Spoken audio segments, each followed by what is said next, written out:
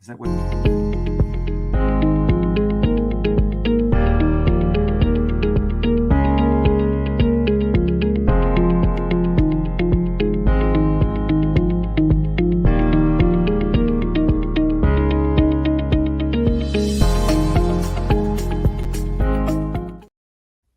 Well, good morning, everybody, and welcome to Recipe for Success. See, I can't even spit it out this morning. I have to admit to a huge snafu this morning.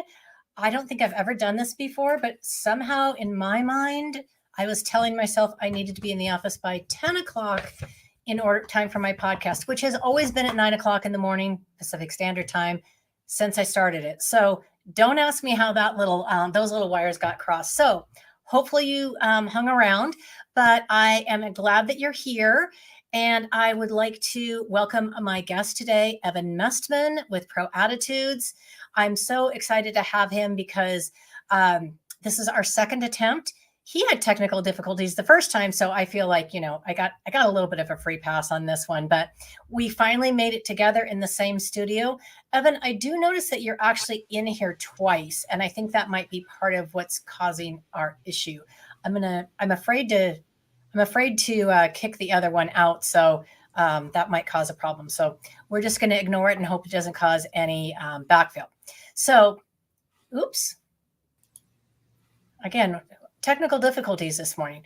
But yes, I see my first comment from my mother. She says, I thought my iPad was screwed up. No, it was your daughter. So anyway, back to business. Evan Mestman with Pro Attitudes. I connected with Evan a number of months ago, and I just found him to be super interesting because he had a very different perspective on changing attitudes and habits of Americans to lead a healthier lifestyle. So I'd love it if you could just introduce yourself, tell everybody a little bit about your career history and what led you to create Pro Attitudes. Sure.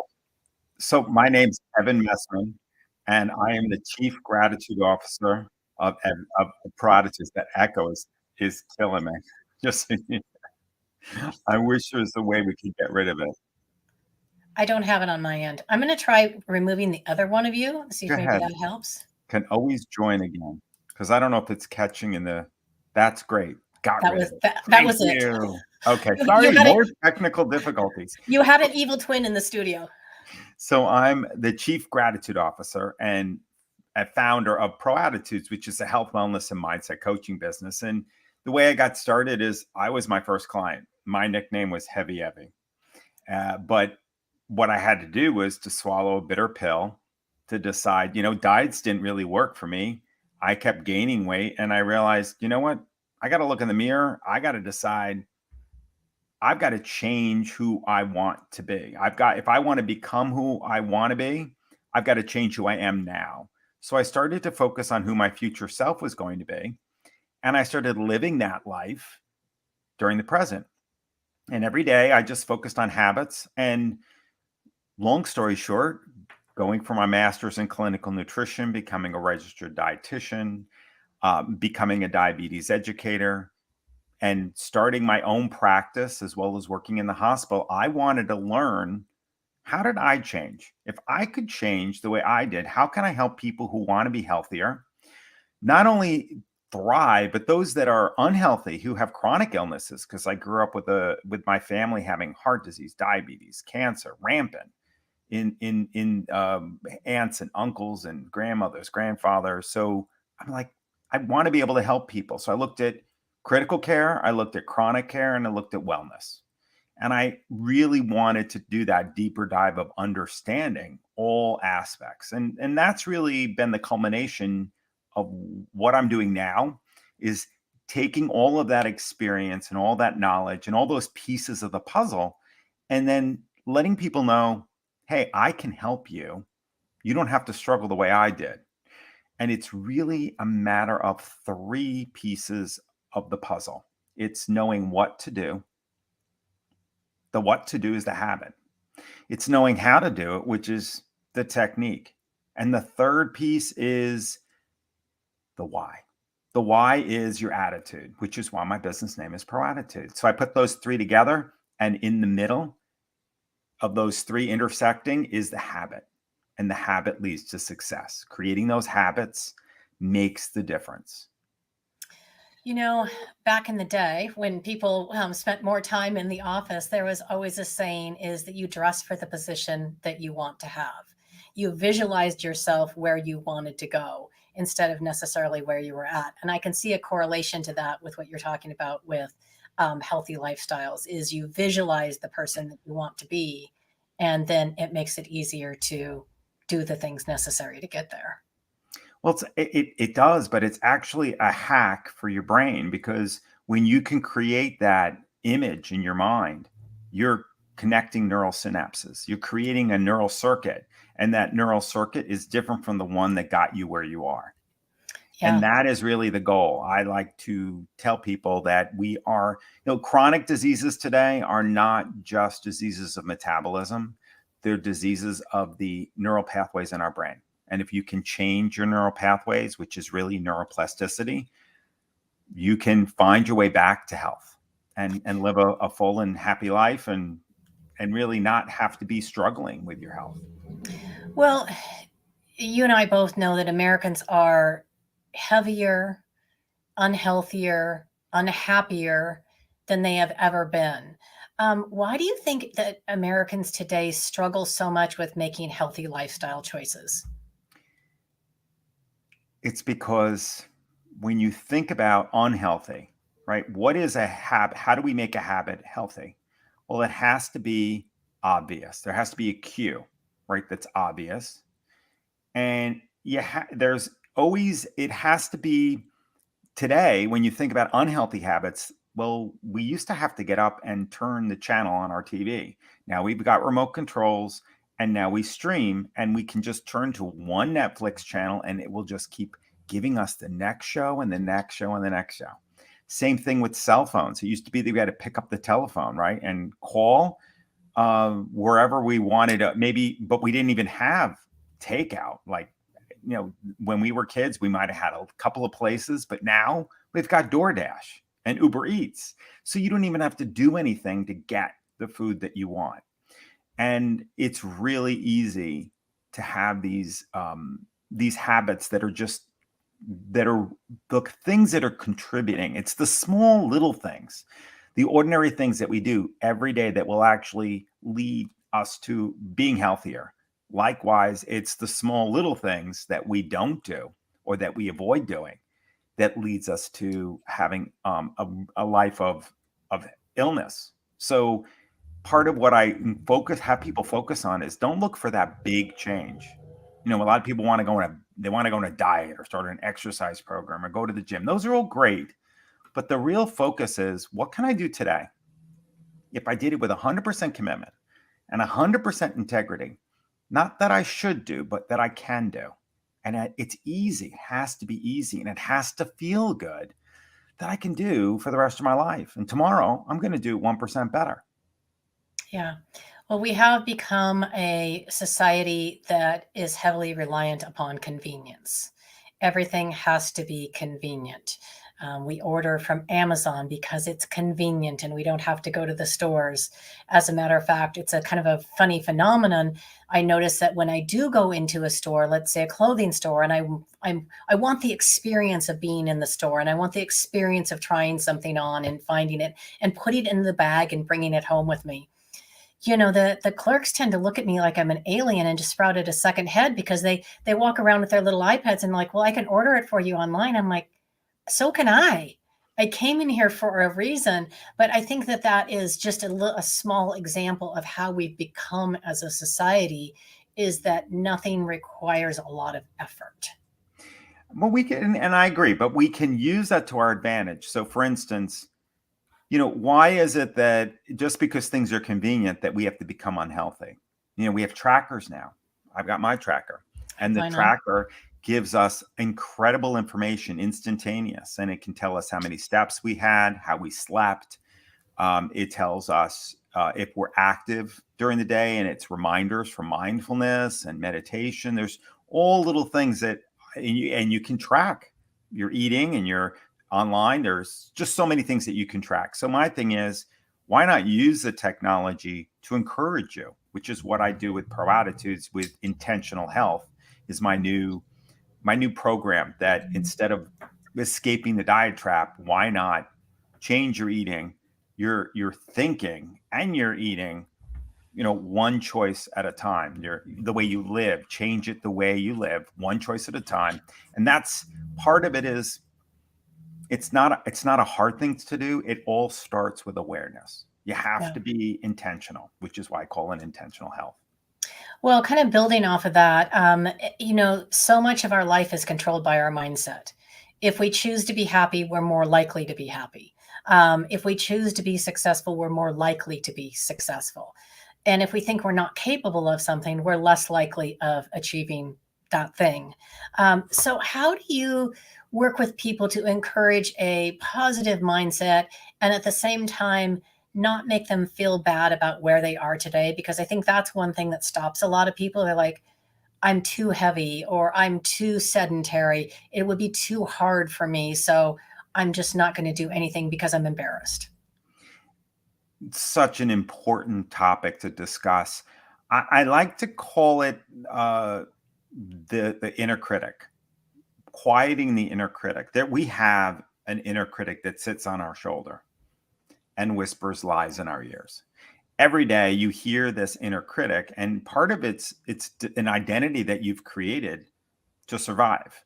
Wherever it came from, it's usually something that's formed within the first 6 to 7 years of our life, and it's based on probably things you've learned from school, from your parents, from your siblings, just from life.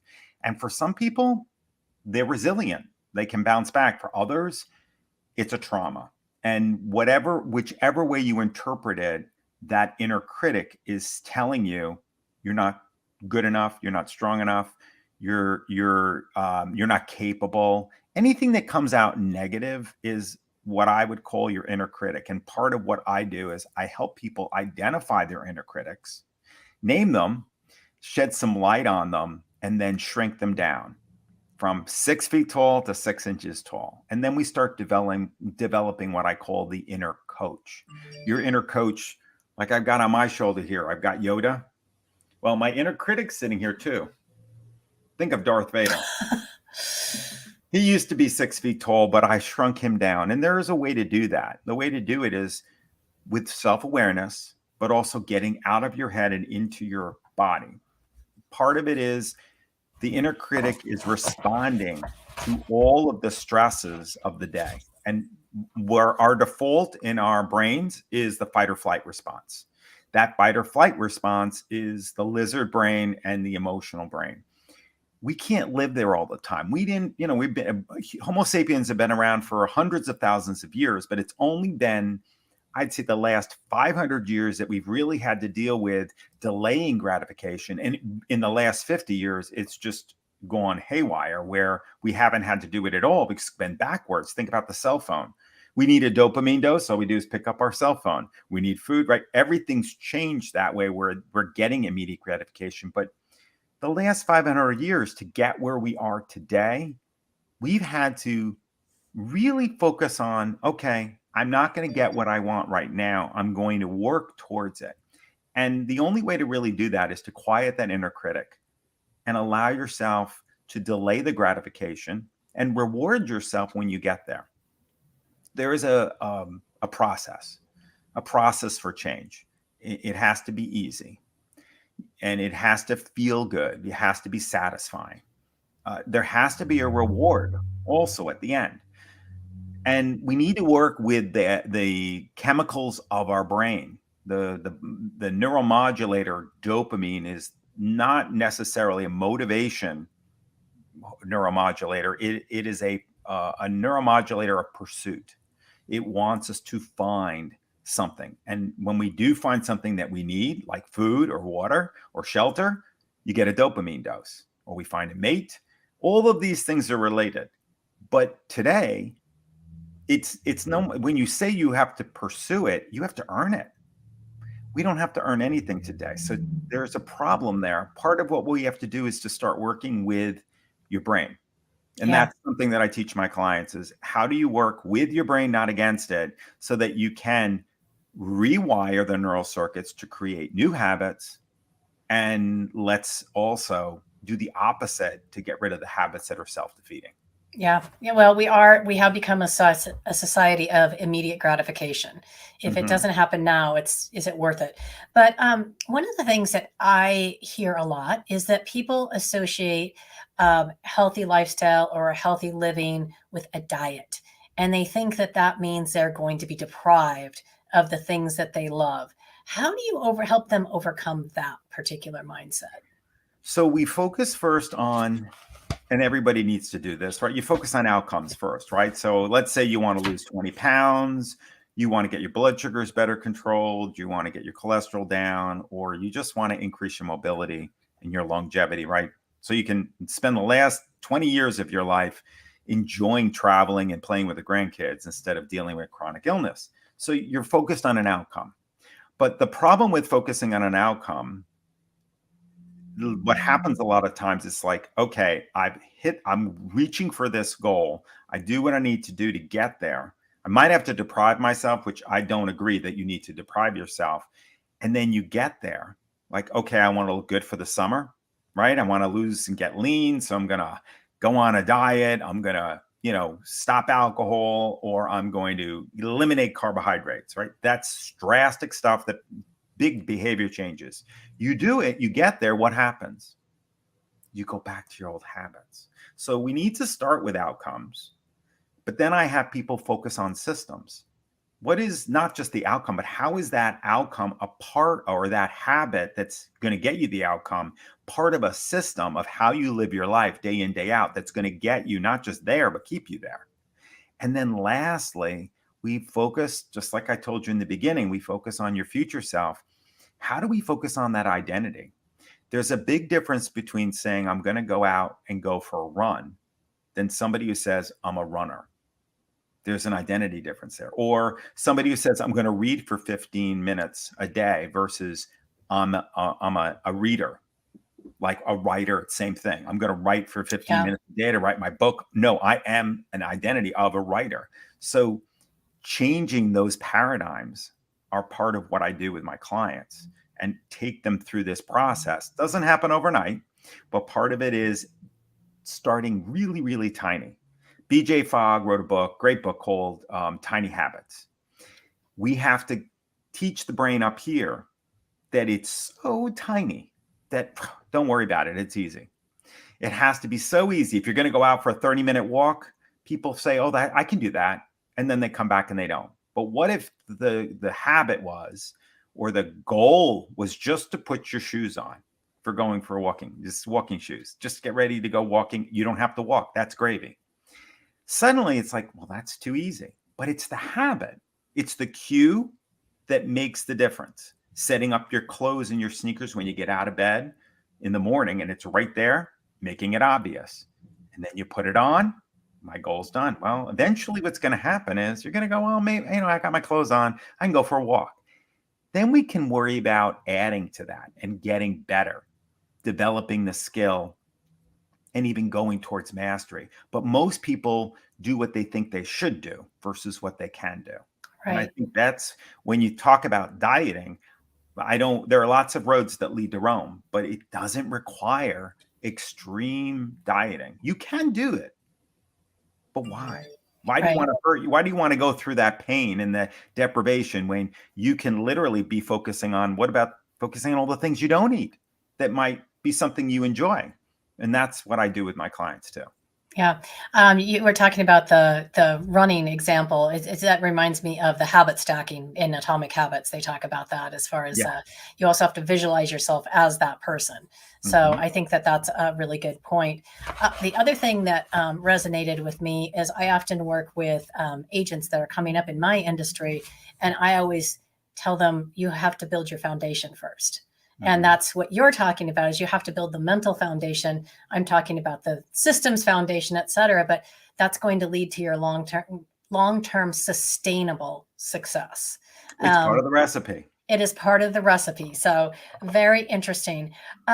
This was another one I thought was really interesting, because I read on your blog that the kryptonite for many people is lack of motivation. they're not motivated to make a change. So why would they? So again, based on the things you're talking about, what would be the number one step in helping people overcome their lack of motivation? Well, first, it's thank you for asking that. It's forget about motivation. Motivation's fickle. Motivation's great when it's around, but don't depend on motivation.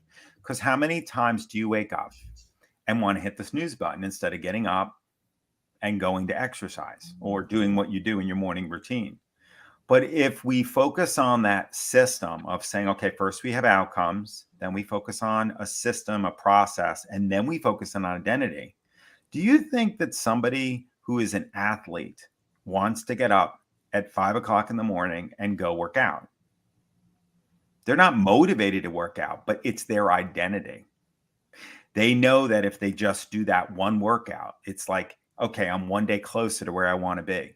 That's the attitude that I'm focusing on. And that if people just get in the habit of doing it, and it's for the rest of their lives, when you think about it for the rest of your life, it's got to be sustainable and it's got to fit. So it's instead of saying just this once, I will, like eat the cookie, hit the snooze button. What if you said, just this once, I won't?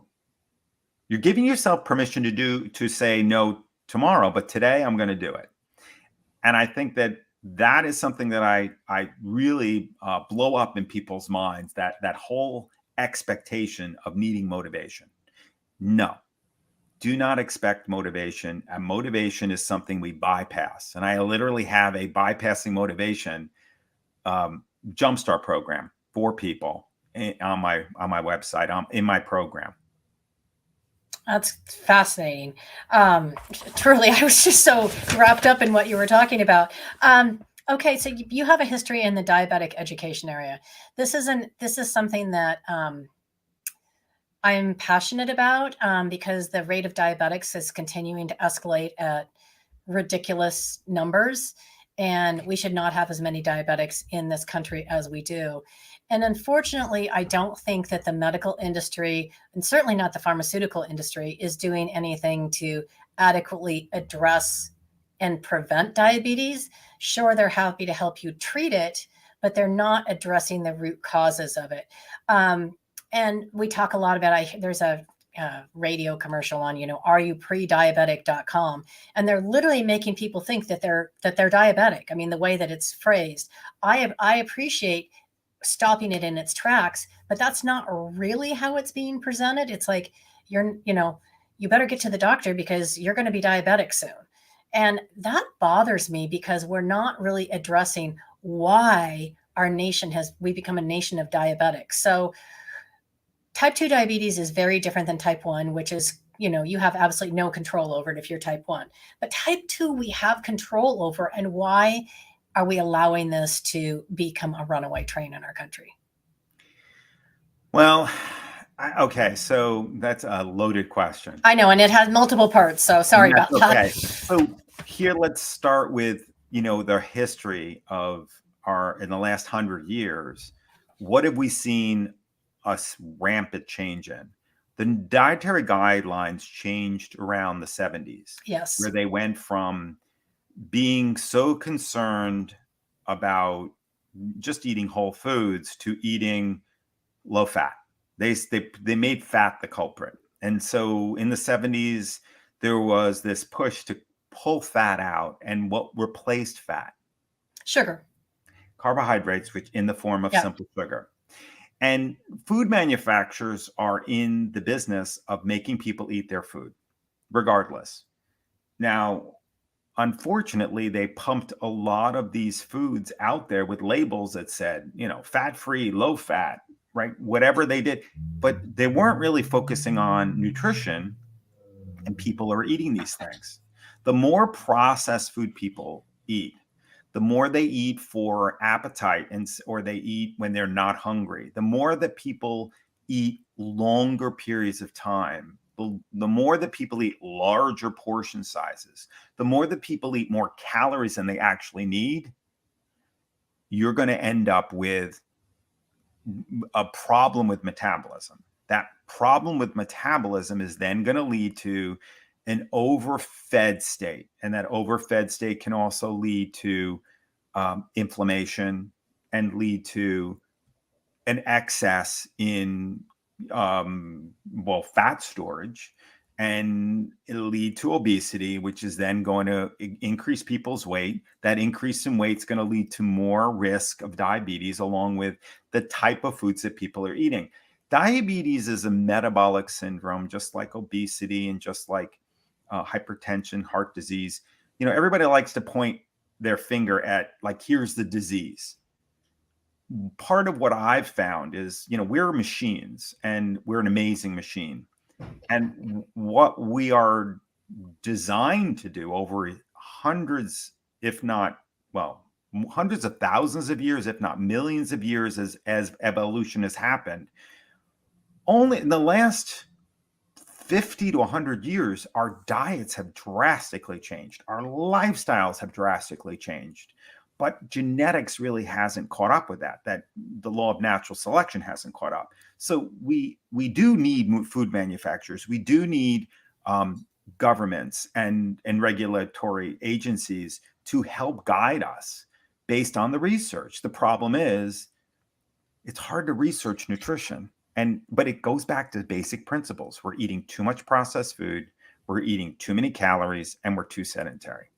And if we could fix those three things right there, a majority of the problems would dissipate. Right. I mean, it boils down to those three things. And unfortunately, most Americans just want a pill. I mean, look what's going on with, I don't even want to mention the names of the Ozempic. Thank you. Well, you mentioned it. Well, that's because I hear it all the time with people calling me up. How come I can't get this covered on my insurance? Yeah. I'm like, because you're not diabetic. But they're using it for weight loss because that's one of the side effects. But the issue is that people they're flocking to this. I know, because it's the easy button.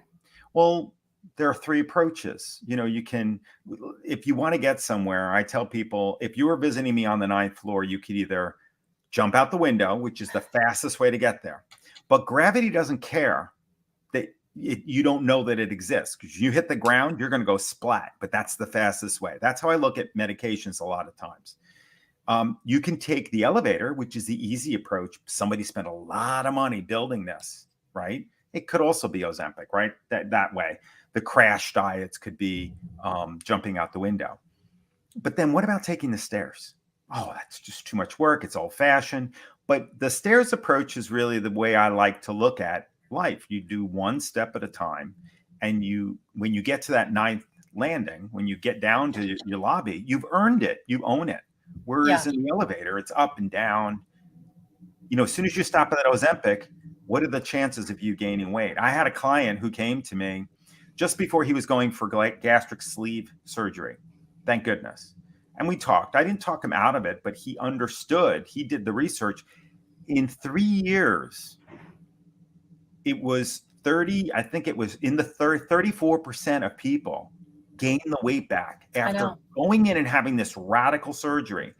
In 5 years, 83 or 82% gained the weight back. It's like, why bother? Now he's down 60 some pounds since he started.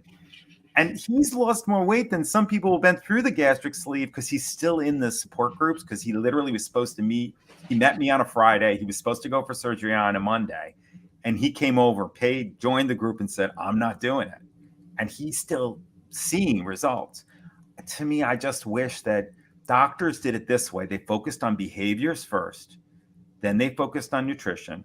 Then they focused on supplements. And the last resort would be medication.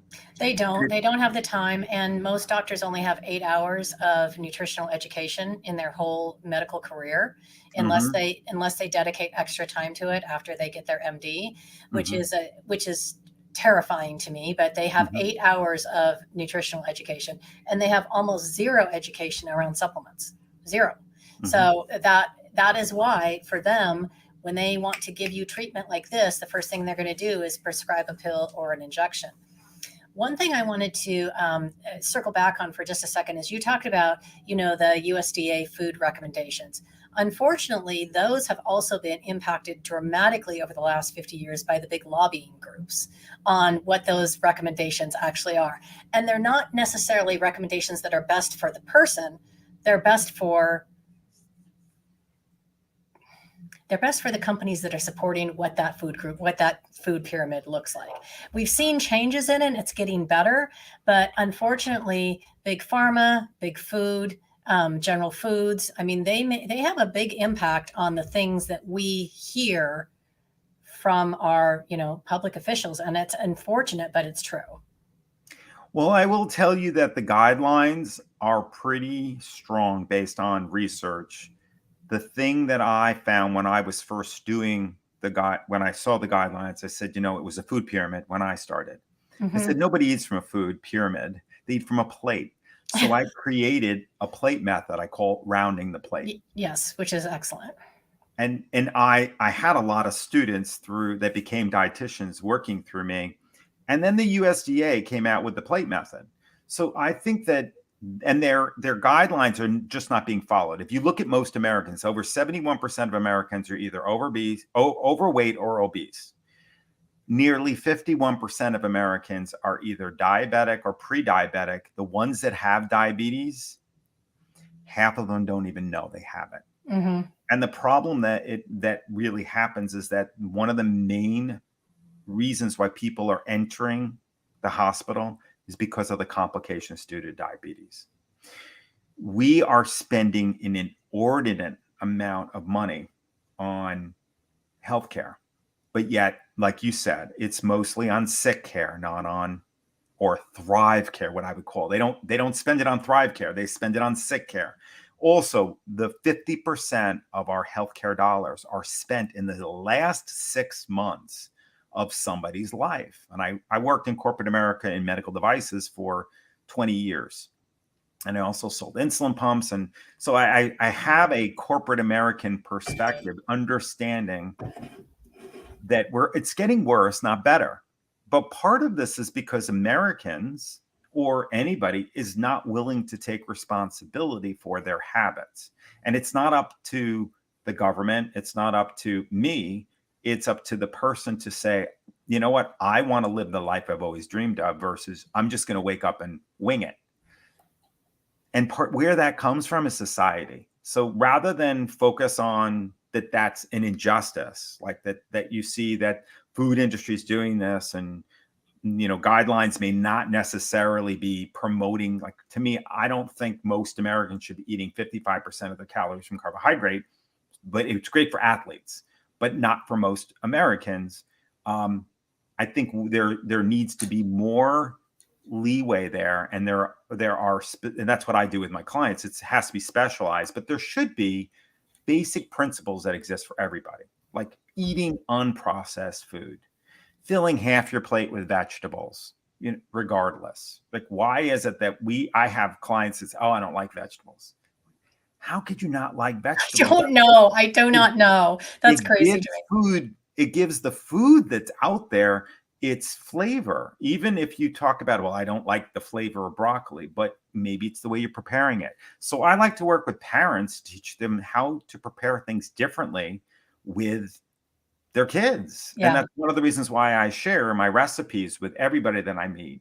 I have a recipe that I love, and I share it with people to hopefully they'll love it. But it's not what I would call, like, healthy vegan food or lacking flavor. It's got a lot of flavor, lots of healthy foods mixed together in a really delicious way.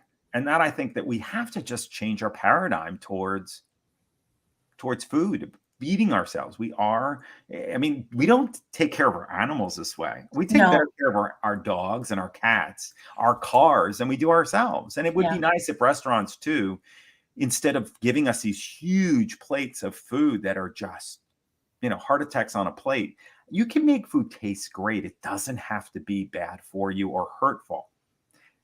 We have to change that. Yeah.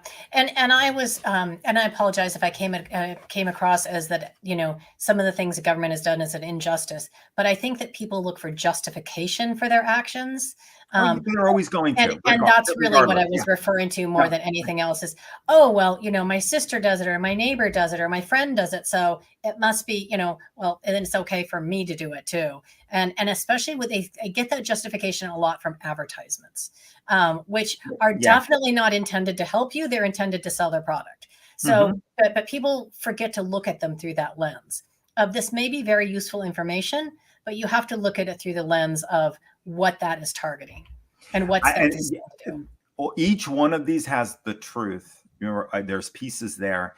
I think part of it, though, is we need to have our own independent search for what works best for us, Yes. not say, oh, I'm going to follow this diet. So, why is it so difficult for people to say, you know what, let me focus on a habit, one habit. I mean, one of the simplest habits is water. Most people are not well hydrated. If they just focused on getting better amounts, more amounts of water, or none of this matters if you don't get a good night's sleep. What Right. if the foundation of health happens when we're not even conscious, right? We need to be getting 7.5 to 8 hours of sleep a night, or none of this really matters much. So part Yeah. of this, there's so many and the government's not sharing that either. So there's so many different components, which is why I put together intentional health, because I deal with every part. We deal with the attitude, we're dealing with the nutrition, but we're also dealing with total fitness, body, mind, spirit, Right. so that you can take these tiny little changes and incorporate them into your life so that you can get to where you want to be. You can see the results. And that's what I love being able to do, not to put somebody saying, hey, I'm going to put you on a diet, I'm going to put you on an exercise program. Yeah, people, we know they can do it, but if you're going to gain that weight back within, like, 98% or 99% of people will gain it back within 5 years, why bother doing it? Yeah. What about doing it for the rest of your life? Wouldn't it's a marathon, it's not a sprint. Yeah. I hope that my audience is paying attention because I've had a number of people that have been health and wellness oriented on over this past at the course of this season. And there's one thing in common that you all say: drink enough water because as Americans, we're underhydrated, and get enough sleep. Both those things are free. Just want to throw that out there. Free. You don't need anybody to teach you how to do it or anything else.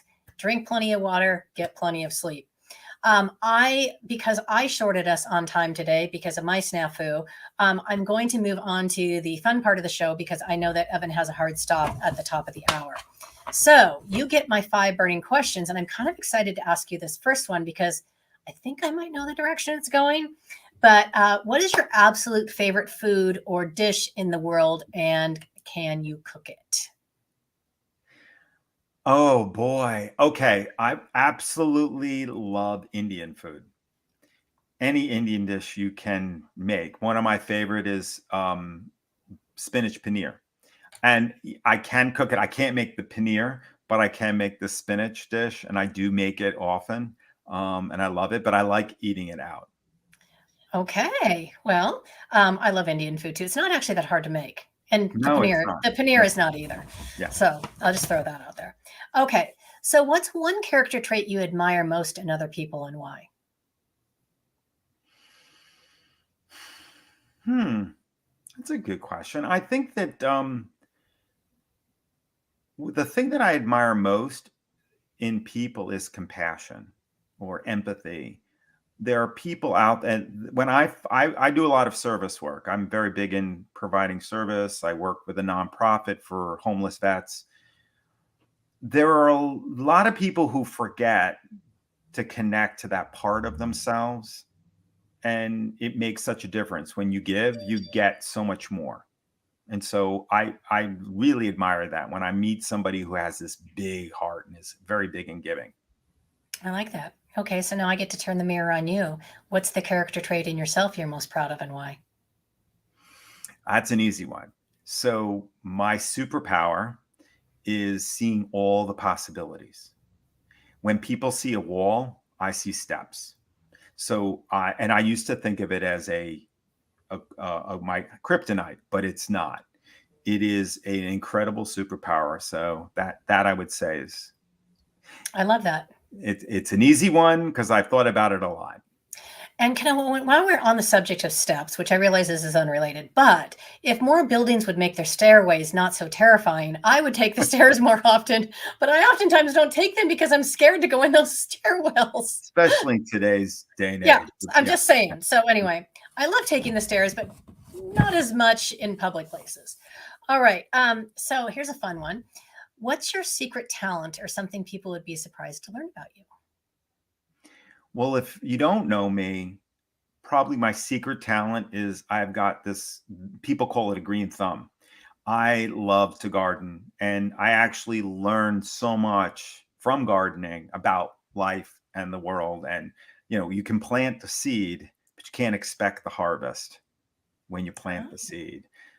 Digging a $5 hole for a 5-cent plant, little things like that. And those Evanisms are in my blogs and my posts that I post every day. I love gardening, and I love using nature to help people learn and understand how they can change, and why, if it's found in nature, it's something that you can relate to. I love that. That's awesome. All right, last question for today. Who is the one person, living or dead, famous or otherwise, that you would most love to meet in person and sit down and have a cup of coffee, glass of water, whatever the case may be, and have a conversation with? There's so many. There is a person who I admire. I mean, I love Albert Einstein for one reason, mostly because I saw in his life, he went from being a specific way where he was a man of science, but in his life, he was able to see that science and religion had to live together, that there was a God, that it's not either or. And there had to have been things that happened in his life that allowed him to find those answers. And I would love to have dinner with him sometime, and just, or be a fly in the wall, like I like to say with my clients, for awareness, just to see what he has to say. And I think he would inspire us all. His quotes are just absolutely amazing. Yeah, no, great choice. All right. Well, if people want to learn more about your programs or connect with you, what would be the best way for them to do that? Well, the best way is, I have a great link. It's called proattitudes.com/follow, and everything is on. That's called a link tree. So there's a lot of things there. I'm also giving away. I have a free lifestyle challenge assessment there. People can always jump on a one-on-one with me, or they can follow me at any of my channels like Facebook, LinkedIn, Instagram. I'm on TikTok. And I have a group, if anybody's interested, Living the B3 Way on Facebook. And that has a chock full of information. There's a gratitude practice that I help people follow. There are some great guides there. Plus, you're constantly being nurtured by me in there. So if you liked what you heard today, join me on Living the B3 Way to Wellness. Just put in Living the B3, which stands for Become, Be Strong, Be Grateful. That's my program. Part of it. It's the method that I use.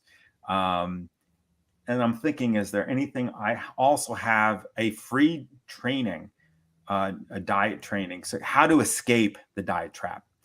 And it kind of explains this whole concept of, we really need to learn how to get from being transactional to being focused on relationships.